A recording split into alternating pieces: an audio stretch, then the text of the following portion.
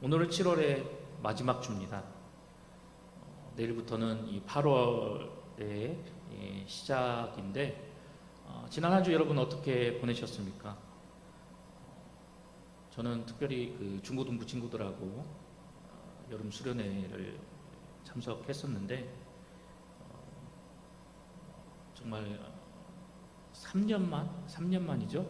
코로나 시기 이후에 정말 간만에 참석하는 외부 수련회 캠프에 참석해서 2박 3일 동안 수련회를 보내고 왔었는데 정말 많은 은혜가 넘쳤던 그런 시간이었습니다. 개인적으로 바라는 것은 우리 청년부 수련회 때도 이보다 더 큰 은혜가 우리 수련회 가운데 하나님께서 부어주셔서 이 수련회 참여한 모든 청년들이 정말 이 은혜를 통해서 하나님의 자녀로서 온전히 살아나갈 수 있는 힘을 다시 한번 공급받고 정말 하나님께서 기뻐하시는 크리스천의 모습을 회복하며 나아가는 그런 복된 시간이 되기를 간절히 소망합니다.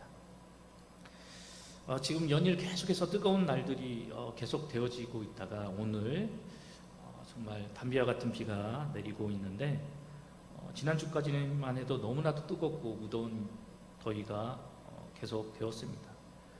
그런데 이 극심한 무더위는 우리나라뿐만이 아니라 전 세계적으로 이러한 무더위가 기승을 부리고 있고, 무더위뿐만이 아니라 엄청난 폭우, 가뭄, 이런 이상기후 증상들이 세계 여러 곳곳에서 나타나고 벌어지는 모습을 보게 됩니다. 얼마 전 뉴스를 보니까 남극, 우리나라가 세운 세종기지 아시죠?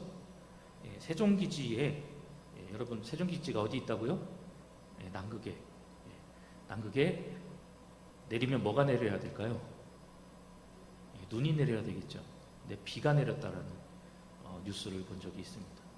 그리고 어젠가 그젠가 이게 뉴스를 봤더니, 여러분 그 미국에서 유명한 이 카지노 도시가 어디죠? 카지노와 도박으로 유명한 라스베가스. 그 도시가 사막에 세워진 도시잖아요. 그런데 엄청난 폭우가 내려가지고 거기가 물바다가 됐다는 뉴스를 또 보게 됐는데, 정말 생각지도 못했던 곳에 이러한 이상기후들이 나타나는 모습을 보면서 정말 우리 지구가 큰 위기를 맞이하고 있구나라는 그런 생각을 가져보게 되었습니다. 그런데 이러한 생각은 저뿐만이 아니라 많은 사람들도 가지고 있고, 예전부터 이런 것에 대해서 일찍 눈을 떴던 환경운동가들은 점점 더 훼손되어져 가고 파괴되어져 가는 지구를 바라보면서 걱정하고 이 지구를 지키고 보호해야 한다라고 큰 목소리를 내고 있습니다.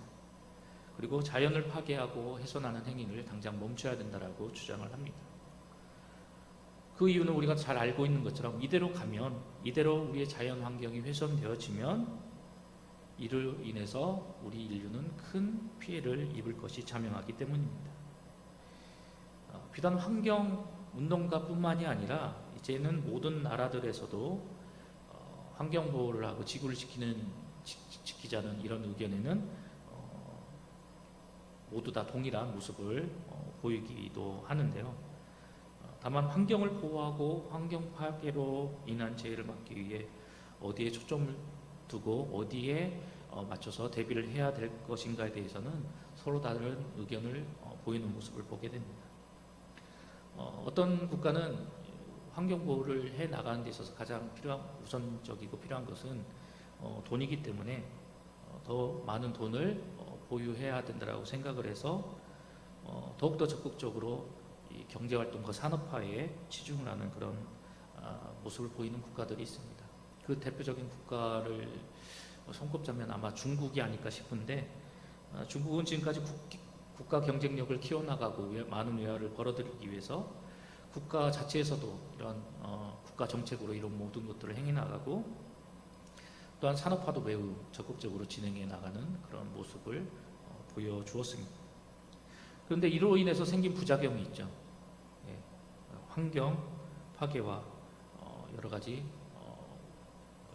부작용들이 많이 생겨났는데, 중국이 극도로 산업화에 치중함으로 인해서 우리나라에까지 영향을 끼친 게 있죠. 바로 미세먼지. 예, 중국은 아니라고 하지만 니들 나라에서 생긴 걸 왜 우리나라에 떠넘기냐라고 이야기를 하지만 중국의 산업화로 인해서 빈번하게 우리나라에 미세먼지가 날아드는 그런 모습을 보게 되는데 중국의 산업화가 이렇게 주변 국가에 많은 영향을 미치는 모습을 우리가 잘 알고 있습니다.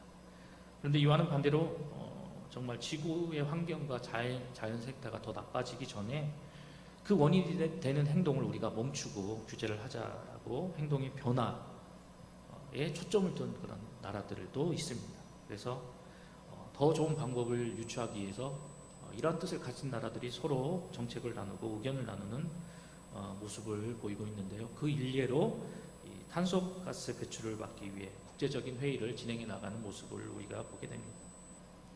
이러한 추세에 맞춰서 우리나라도 환경 관련해서 여러 정책을 시행하고 노력했고 지금도 노력하고 있고 앞으로도 더욱 노력할 것이라고 기대를 하고 있는데요. 지금 전 세계적으로 한류가 유명세를 펼쳐가는 그런 과정 속에서 우리나라의 위상이 매우 드높아져 있음을 보게 됩니다. 그리고 그런 가운데서 그제는 우리가 당연시 여기고 미처 생각하지 못했던 우리 대한민국이라는 나라의 이 국민들의 국민성을 다시 한번 새롭게 생각해 보게 되는데요. 우리가 IMF 때도 그랬고 2002년도 월드컵 때도 그랬지만 국민들이 뜻을 모아서 행동을 하기 시작하면 정말 엄청난 영향력을 파급 효과를 불러일으키는 모습을 우리가 종종 보게 되는데 이처럼 우리가 무언가를 하나 하고자 마음을 먹고 그것에 집중을 하기 시작하면 그것에 대해서 정말 제대로 된 모습을 보여주는 그런 모습이 우리 대한민국 국민들 가운데 잠재되어져 있는 모습을 보게 됩니다. 특별히 우리 대한민국 사람들은 누군가의 폐를 끼치기를 상당히 싫어하고 그리고 다른 사람들에게 도움을 더욱더 주고자 하는 그런 모습을 나타내는 그런 특성이 있는데 이런 모습은 다른 국가, 다른 나라 사람들에게서는 쉽게 찾아볼 수 없는 그런 모습이죠. 여하튼 지금 환경 얘기하다가 갑자기 없는 데로 빠졌는데 지금 우리나라에서도 이 환경 보호를 위해서 여러 가지 국가적인 그런 정책들을 많이 실행을 하고 있잖아요. 근데 우리가 일상생활에서 쉽게 볼 수 있는 그런 국가가 정책적으로 펼쳐나가는 그런 정책 중에 뭐가 있을까요? 환경 보호를 위해서 일회용 쓰레기를 자제하고 사용을 자제하고 그 다음에 쓰레기 분리배출 이런 것들을 더욱더 장려하고 그리고 이것을 어겼을 때 또 규제를 두어서 온 국민이 환경보호에 함께 참여할 수 있도록 국가가 정책적으로 이끌어 나가는 그런 모습을 보이고 있는데 우리가 흔히 생활하면서 이제는 이제 우리의 생활의 일부고 우리의 생활의 어떤 루틴 중에 하나가 되어버린 쓰레기 분리배출 이것을 우리가 잘 알고 있을 것입니다. 이 쓰레기를 제대로 분리배출하지 않았을 때 약 100만 원 이하의 과태료를 부과할 수 있는데 지방자치단체마다는 다르지만 일반적으로 이 분리배출을 하지 않을 때 부여되는 과태료가 10만 원이 부과가 된다고 합니다. 그래서 이런 것을 통해서 국가가 정책적으로 환경보호를 하며 나가는 모습을 보여주고 있는데요. 이것뿐만이 아니라 여러분들 가전제품을 쓰다 보면 어떻게 돼요? 고장이 나잖아요. 고장이 나면 더 이상 사용할 수 없게 되면 어떻게 되죠? 어떻게 돼요? 버리잖아요. 여러분 고장난 폐 가전제품 버려본 적 있어요? 냉장고나 세탁기 같은 것들은 일정 부분의 수수료를 내면 이 구청에서나 이런 데서 와서 시청이나 동사무소에서 와서 일괄적으로 수거를 해가는데 작은 것들, 작은 폐 가전 같은 경우에는 처리하기가 굉장히 힘들었습니다. 그런데 지금은 한 5개 이상 소형 폐 가전을 모아서 미리 예약을 하고 신고를 하면 정해진 날짜에 정해진 장소로 와서 무료로 수거해가는 그런 서비스가 있습니다. 그래서 국가가 이렇게 정책적으로 환경을 보호하기 위한 많은 그런 모습들을 보이며 나아가는데, 저희 집도 지금 이제 폐 가전이 이제 조그마한 게 몇 개 모이긴 했는데 아직 그 5개가 되질 않아서 한쪽에 잘 모셔두고 있습니다만, 이러한 정부 규제가 있지 않더라도 우리나라 사람들은 이렇게 뜻을 모아서 무언가를 해 나가는 데 있어서 신경을 쓰고 마음을 두고 그것을 통해서 변화를 이루며 나가는데 행동하기를 주저하지 않는 그런 모습들이 우리 가운데 있는 모습을 우리가 발견하게 됩니다. 그런데 오늘날 우리가 이렇게 쓰레기를 잘 분리해서 배출을 하고 폐 가전도 이렇게 분리를 하고 해서 환경 보호를 하기 위해서 행해 나가는 이런 일련의 모습들, 이게 예전부터 나타난 모습들은 아니잖아요.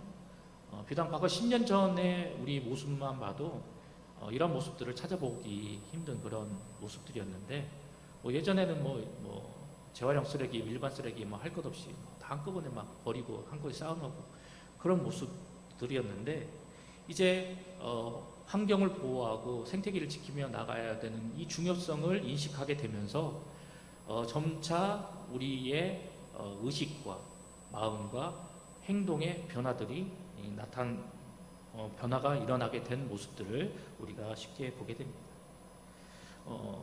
다른 나라에서도 이런 정책들로 인해서 다 저마다 환경 보호와 여러 가지 자연 환경을 지키기 위한 그런 정책들을 행해 나가고 그런 모습들을 보이고 있지만, 제가 봤을 때는 유독 우리 대한민국이 그런 부분에 있어서는 더 열심으로 이런 모습들을 제대로 행동하고 실천하고 있는 모습을 보이지 않나라고 생각을 하는데요. 이렇게 말씀의 서두를 이렇게 장황하고 거창하게 여러분들에게 말씀드린 이유는, 이렇게 과거에는 우리가 아무런 의식 없이 아무런 생각 없이 마음대로 막 쓰레기도 막 버리고 이것저것 가리지 않고 막 버리고 그랬던 모습이, 이제 우리가 생각을 달리하고 마음을 새롭게 다잡으면서 우리가 쓰레기도 분리해서 배출을 하고 여러 가지 자연 환경을 지키기 위해서 여러 가지 개선하는 그런 모습을 보이며 나아가는 그런 변화의 모습으로 지금 우리가 새롭게 변화되었듯이, 이제 우리 마음과 우리 중심의 변화, 그리고 우리 신앙과 믿음의 변화를 가져올 작은 실천을 우리가 해 나가야 한다는 사실을 여러분들에게 말씀드리기 위해서 서두에 거창하게 자연 환경, 이상 기후 그런 것들 이야기하면서 여러분들에게 거창하게 말씀을 드렸습니다. 오늘 우리가 함께 살펴본 이 본문의 말씀을 살펴보면, 이렇게 우리의 마음을 변화시키고 우리의 중심을 새롭게, 그리고 우리의 신앙과 믿음을 변화시켜 나아갈 수 있는 그런 계기가 되는 그런 중요한 포인트가 오늘 본문 가운데 담겨져 있습니다. 특별히 하박국 선지자는 이 본문의 말씀을 통해서 우리에게 그 교훈과 깨달음을 우리에게 들려주고 있습니다. 오늘 우리가 함께 살펴본 하박국 3장 17절 말씀을 살펴보면, 선지자는 무화과나무, 포도나무, 그리고 감람나무를 이야기하면서 이 나무들이 무성하지 못하고 소출이 없으며 또한 밭에 먹을 것이 없고 우리와 외양간에는 양과 소가 없는 그런 상황을 묘사하고 있습니다. 여러분, 이 무화과나무, 포도나무, 그리고 이 감람나무는 이스라엘 지역에서 가장 중요한 유실수가 바로 이 포도나무, 감람나무, 무화과나무입니다. 그리고 그 이스라엘 지역에서 가장 흔히 찾아볼 수 있는 나무가 이 나무들인데요. 그런데 이 나무들에서 맺혀지는 열매들은 식용으로도 사용되어지지만 치료의 목적으로도 사용되는 그런 매우 값어치 있는, 잘 유용하게 활용할 수 있는 그런 과실수가 바로 오늘 본문에서 선지자가 언급하고 있는 이 세 나무입니다. 그래서 이 나무에서 열려지는 그런 열매는 잔치나 제사에도 사용되어지는 그런 열매들인데, 근데 오늘 본문의 말씀에서 선지자가 뭐라고 얘기하고 있습니까? 이 나무들이 말라 비틀어지고 결실이 없게 된다라고 이야기를 하고 있습니다.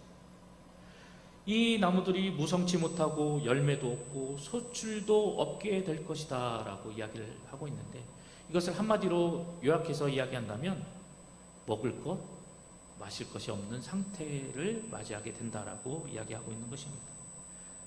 즉 선지자가 말하고 있는 이 상황은 이스라엘 백성들에게 있어서 최악의 상황이고, 그리고 절망적인 상황이 될 것이다라는 것을 의미하는 말씀입니다. 즉 절망의 외에는 아무것도 상상할 수 없는 그런 비참한 상황이 될 것임을 이 구절을 통해서 선지자는 묘사를 하고 있는 것입니다. 계속해서 선지자는 밭에 소출이 없다라고 이야기합니다. 그리고 우리와 외양간에는 양과 소가 없을 것이다라고 이야기를 합니다. 그런데 선지자가 말하고 있는 이 밭의 소출, 그리고 양이나 소는 이스라엘 사람들의 생업인 유목과 농업의 가장 필수적인 요소들입니다. 그런데 이것들이 존재하지 않는다? 그것은 앞서 이 과실수들의 소출이 없다라는 그런 의미와 동일한 그런 말씀입니다. 그렇다면 선지자는 왜 이러한 표현을 우리에게 들려주고 있는 것일까요? 선지자는 이러한 묘사와 이러한 표현을 통해서 이제 이스라엘 사회가 모든 삶의 영역에서 피폐해짐을 당하고 생존 자체가 불가능한 상황에 이르게 될 것임을 묘사하고 있습니다. 즉 선지자는 이러한 표현을 통해서 이제 이스라엘 백성들의 완전한 절망을 우리에게 묘사해 주고 있는 것이죠. 그런데 18절에서는 반전의 상황이 나타납니다. 이스라엘의 절망과 최악의 상황을 이야기했던 선지자가 18절에서는 그럼에도 불구하고 하나님을 찬양하고 하나님으로 인하여 즐거워할 것이다 라는 그런 신앙을 우리에게 선포하고 있습니다. 특별히 이 나의 구원이라는 이런 단어를 통해서 우리에게 중요한 메시지를 전달해 주고 있습니다. 앞서 말씀드렸던 것처럼 이스라엘 백성들에게 그리고 특별히 이스라엘 백성들의 생계에 반드시 필요한 것이 바로 무화과나무, 포도나무, 감람나무 등 이 열매 맺는 그런 과실수와 더불어서 이 논밭의 곡식, 그리고 우리의 양이나 그리고 외양간의 이 소가 이스라엘 백성들의 생계에 굉장히 중요한 요소들이지만, 이런 것들을 통해서 겪게 되는 매우 극심한 상황, 궁핍한 상황 속에서도 가장 소중히 여기고, 그리고 가장 중요하게 여기고, 그리고 끝까지 붙들어야 할 것, 그것은 바로 구원의 하나님이심을 선지자는 교훈하고 있습니다. 선지자는 이 나의 구원이라는 표현을 통해서 우리가 주어진 삶을 살아나가는 데 있어서 물질적인 필요를 채우는 것도 매우 중요하지만, 특별히 하나님의 백성된 우리에게 있어서, 크리스천인 우리에게 있어서 그보다도 더 중요한 것은 우리의 영적인 구원임을 선지자는 우리에게 교훈하고 있습니다. 또한 선지자는 본문의 말씀을 통해서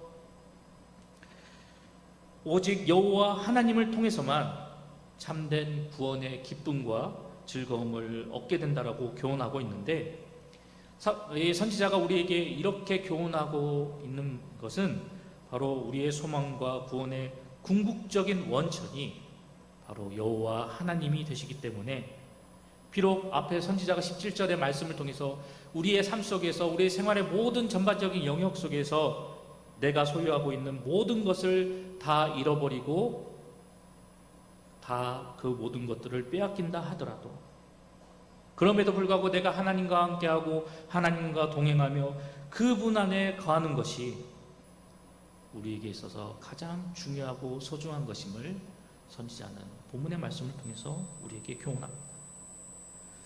또한 선지자는 17절 말씀과 같은 그런 상황을 통해서 자기 동족 이스라엘 백성들을 향한 하나님의 엄중한 심판이 임하게 된다 할지라도 18절의 말씀을 통해서 우리에게 들려주는 바와 같이 그런 고난의 상황, 아픔의 상황, 절망의 상황 가운데서도 나는 온전히 하나님만을 믿고 그 하나님을 온전히 신뢰함으로 모든 것을 견디고 모든 것을 이기며 오히려 그 하나님을 통해서 그 하나님이 허락하여 주시는 구원을 바라보고 그 하나님으로 인해서 내가 더욱더 기뻐하며 나아갈 것이다라는 위대한 신앙의 고백을 우리에게 들려주고 있습니다. 어떠한 상황과 환경 속에서도 하나님께서 원하시고 하나님께서 기뻐하시는 마음가짐과 자세 그리고 행동으로 돌이킬 줄 아는 성숙한 신앙과 믿음의 자세를 선지자는 우리에게 보여주고 있는 것입니다. 오늘 선지자가 우리에게 들려주고 있는 이런 신앙의 고백을 통해서 우리도 우리의 삶 속에서 우리의 신앙과 믿음의 모습 속에서 이러한 변화를 불러일으키는 크리스천이 되어야 한다는 사실입니다. 그리고 우리가 기억해야 할 것은 오늘 본문 속에서 우리에게 들려주고 있는 이러한 선지자의 고백과 신앙의 간증이 그저 한 신앙의 위대한 인물의 고백이고 간증이다라고 끝내버리는 것이 아니라 이제 그 고백이 나의 고백이 되고 그 신앙의 간증이 나의 간증이 되는 그런 크리스천이 되어야 한다는 사실입니다. 예상치 못한 그런 힘든 상황과 어려움이 내게 닥친다 하더라도 그리고 내가 어찌할 수 없는 내 능력 밖의 문제가 나를 심히 짓누르고 고통 가운데 처하게 한다 할지라도 그래도 세상 속에 홀로 내팽개치고 외로움 당하고 그 누구도 나를 알아주지 않는 상황에 처해 있는 것처럼 보인다 할지라도 나를 강하게 하시는 분은 그런 가운데서 나를 일으켜 주시는 분은 그런 좌절과 절망적인 상황 가운데서 희망을 가지고 소망을 품고 다시 한번 새 힘을 얻어 일어나게 해 주시는 분은 바로 내가 믿는 하나님 한 분뿐이다라는 사실을 담대히 고백하며 나아갈 줄 아는 우리가 되어야 합니다. 사랑하는 봉산교회 청년 여러분 그리고 성도 여러분, 여러분은 평소 하나님 앞에 어떤 고백을 들려드리고 계십니까? 여러분들의 삶이 평탄할 때만, 여러분들이 하나님께로부터 은혜를 받았을 때만, 하나님이 주시는 복을 누리며 나아갔을 때만 하나님으로 인해서 내가 기뻐하고 즐거워합니다. 하나님 감사합니다. 이렇게 고백을 하며 살아가고 계시진 않습니까? 우리가 오늘 본문의 말씀을 통해서 다시 한번 분명하게 마음에 새기고 기억해야 할 것은 어떠한 상황 속에서도 어떤 환경 속에서도 나는 하나님으로 인하여 즐거워하고 기뻐할 수 있다라는 성숙한 신앙의 고백과 자세가 우리 가운데 나타나야 한다는 것입니다. 나를 온전히 세워주실 분은 오직 하나님 한 분뿐이시다라는 이런 고백이 우리 가운데서 흘러나와야 할 것입니다. 나를 힘들게 하고 괴롭게 하는 이 삶의 모습을 역전시켜 주시고 내 한숨을 바꿔주시고 그리고 내 이 속절없이 흐르는 이 눈물을 닦아주실 분은 오직 하나님 한 분뿐이심을 신실하게 고백하며 나아가는 우리의 입술이 되어야 합니다. 마치 오늘 본문 속에서 절망 가운데서도 하나님으로 인하여 기뻐하고 즐거워하겠노라고 고백하는 선지자의 고백과 같이 말입니다. 간절히 바라기는 오늘 이 선지자의 고백이 이제 저와 여러분의 고백이 되길 소망합니다. 오늘 이 선지자의 진심 어린 고백이 이제 여러분들의 입술의 고백이 되어지길 바랍니다. 말에는 힘이 있다라는 그런 이야기가 있습니다. 이처럼 우리가 하나님 앞에 선지자와 같은 이런 고백을 드리며 우리가 하나님 앞에 힘써 우리의 발걸음을 옮기며 나아갈 때 그 고백이 우리의 삶이 되고 그 고백이 우리의 행동이 되어 더욱더 하나님의 영광을 나타내며 변화된 우리의 마음과 중심, 이러한 고백을 통해서 변화된 우리의 행동과 삶의 모습을 통해서 우리는 예전에 체험하지 못하고 경험하지 못했던 크신 하늘의 은혜와 복을 누리며 나아가게 될 것입니다. 간절히 바라는 것은 이제 이곳에 앉아있는 여러분 모두가 이 선지자와 같은 이런 신실한 고백, 하나님을 향한 진솔한 고백을 통해서 그동안 깨어지지 못했고 변화되지 못했던 여러분의 마음과 중심을 바꾸고 이러한 고백을 통해서 세상 사람들과 다를 바 없었던 여러분들의 행동과 삶의 모습을 변화시키며 더 나아가 이러한 고백을 통해서 하나님께서 기뻐하시고 하나님께서 인정하시는 성숙한 신앙과 믿음의 모습을 가진 그런 크리스천의 모습으로 변화되기를 소망합니다.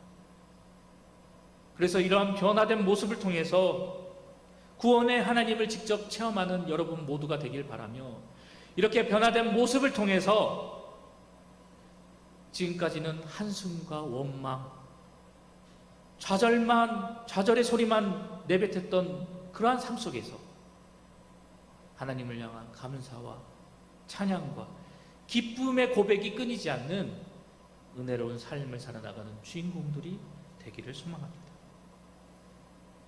뜨거운 태양빛이 장렬하는 여름입니다. 바라기는 이 무더운 여름에 뜨거운 빛을 내리쬐는 이 뜨거운 태양과 같은 그 하나님의 사랑이 이번 주에도 여러분들 가운데 차고 넘치는 그런 복된 한 주가 되어서 하나님 한 분으로 인해서 기뻐하고 즐거워하며 생활하는 그런 복된 한 주가 되길 소망합니다.